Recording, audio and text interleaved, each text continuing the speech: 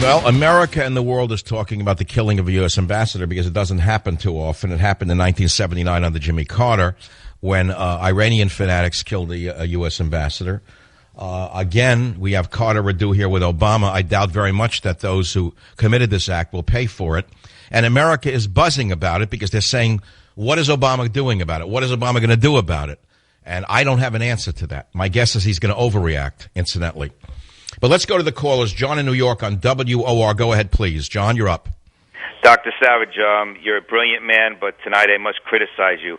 The Hollywood scum that wrote this film is responsible for the killing of these Americans.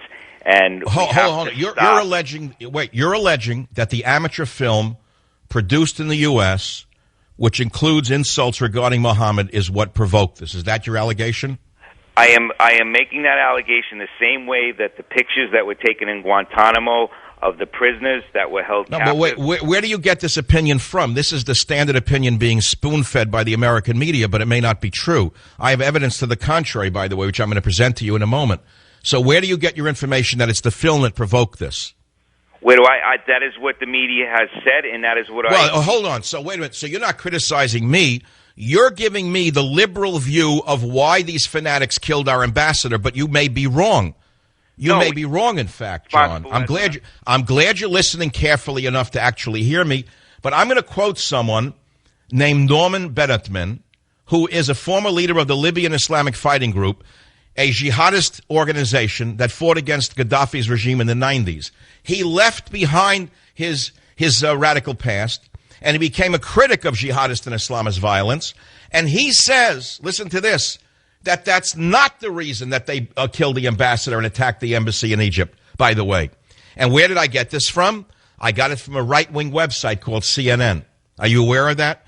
CNN has this under the opinion page called What Jihadists Want You to Believe About Libya. And this man, a former radical Islamist himself, said that's not true. It's not the reason they did it. They claim that this was a pre-planned terrorist operation that was orchestrated by Zawahiri calling on Libyans to avenge the killing of al-Qaeda's second-in-command, Abu Yahya al-Libi. The attack was the work of a pre-planned attack, the result of 20 militants with a mob around them, prepared for a military assault. And their evidence is that the fact that it is rare for that an RPG-7, an anti-tank rocket-propelled grenade launcher, would be present at a civilian protest. Very difficult to procure. And they said the attack was so carefully planned against the consulate that it was conducted in two waves. The first attack led U.S. officials being evacuated from the consulate by Libyan security forces, only for the second wave to be launched against U.S. officials after they had been brought into a secure location. This former jihadist from Libya says this. He says jihadists will want the world to believe that the attack is just a part of the protest against an amateur film produced in the U.S., which includes crude insults against the Prophet Muhammad. They will want the world to think that their actions represent a popular Libyan and wider Muslim reaction, thus reversing the perception of jihadists being outcasts from their own societies. But he disagrees. He says this was conducted by outcasts from their own society. And he also said the jihadists may feel about killing U.S. citizens they will win the support of local populations, but they are wrong. So let's assume that he's right, since he was once an extremist Muslim, a radical Muslim himself. So we have a small group of extremists who do not represent the Libyan population.